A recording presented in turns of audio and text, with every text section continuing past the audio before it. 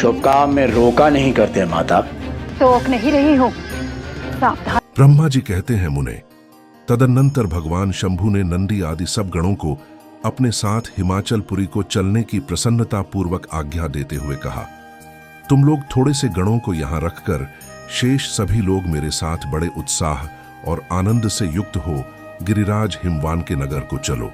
फिर तो भगवान की आज्ञा पाकर गणेश्वर शंखकर्ण केकराक्ष विकृत विशाख पारिजात विकृतानन दुंदुभ कपाल संदारक कंदुक कुंडक विष्टंभ पिप्पल सनादक आवेशण कुंड पर्वतक चंद्रतापन काल कालक महाकाल अग्निक अग्निमुख आदित्य मुद्दा घनावह सन्नाह कुमुद अमोघ कोकिल काकपादोदर संतानक मधुपिंग कोकिल पूर्णभद्र नील चतुर्वक्त्र कर्ण अहिरोमक यज्वाक्ष शतमन्यु मेघमन्यु काष्ठागूढ़ विरूपाक्ष सुकेश वृषभ सनातन तालकेतु षणमुख चैत्र स्वयं प्रभु लकुलीश लोकांतक दीप्तात्मा दैत्यांतक भृंगिरिटी देवदेव प्रिय अशनि भानुक प्रमथ तथा वीरभद्र अपने असंख्य कोटि कोटि गणों तथा भूतों को साथ लेकर चले।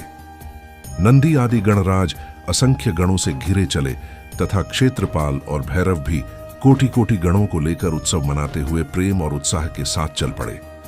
वे सब सहस्र हाथों से थे, सिर पर जटाका मुकुट सुमंत्र युक्त धारण किए हुए थे। उन सब के मस्तक पर चंद्रमा और गले में नील चिन्ह थे तथा वे सब के सब त्रिनेत्रधारी थे। उन सब ने रुद्राक्ष के आभूषण पहन रखे थे, सभी उत्तम भस्म धारण किए थे और हार कुंडल केयूर तथा मुकुट आदि से अलंकृत थे। इस प्रकार देवताओं तथा दूसरे दूसरे गणों को साथ ले भगवान शंकर अपने विवाह के लिए हिमवान के नगर की ओर चले। चंडी देवी रुद्रदेव की बहन बनकर खूब उत्सव मनाती हुई बड़ी प्रसन्नता के साथ वहां आ पहुंची। वे शत्रुओं को अत्यंत भय देने वाली थीं। उन्होंने सांपों के आभूषण से अपने को विभूषित कर रखा था। उनका वाहन प्रेत था। वे उसी पर आरूढ़ हो अपने माथे पर एक सोने का भरा हुआ कलश लिए चल रही थीं। वह कलश महान प्रभापुंज से प्रकाशित हो रहा था। मुने, वहां करोड़ों दिव्य भूतगण शोभा पाते थे, जिनका रूप विकराल था। उनके रूप रंग भी अनेक प्रकार के थे। उस समय डमरुओं के डिम डिम घोष से, भेरियों की गड़गड़ाहट से और शंखों के गंभीर नाद से तीनों लोग गूंज उठे थे। दुंदुभियों की ध्वनि से महान कोलाहल हो रहा था। वह जगत का मंगल करता हुआ अमंगल का नाश करता था। देवता लोग शिवगणों के पीछे होकर बड़ी उत्सुकता के साथ बारात का अनुसरण करते थे।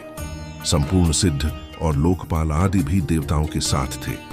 देवमंडली के मध्य भाग में गरुड़ के आसन पर बैठकर लक्ष्मीपति भगवान विष्णु चल रहे थे। मुने, उनके ऊपर महान छत्र तना हुआ था जो उनकी शोभा बढ़ाता था।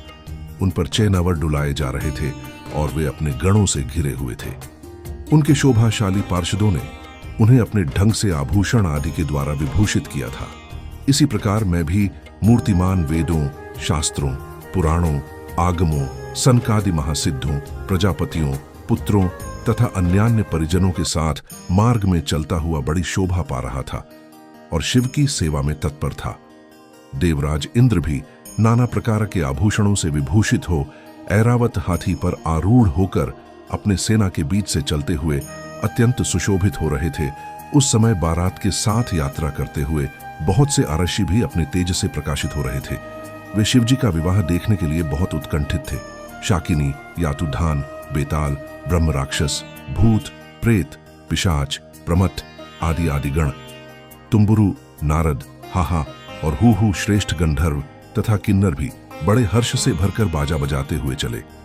संपूर्ण जगन माताएं, सारी देव कन्याएं, गायत्री, सावित्री, लक्ष्मी और अन्य देवांगनाएं, ये तथा दूसरी देवपलियां जो संपूर्ण जगत की माताएं हैं, शंकर जी का विवाह है, यह सोचकर बड़ी प्रसन्नता के साथ उसमें सम्मिलित होने के लिए गई।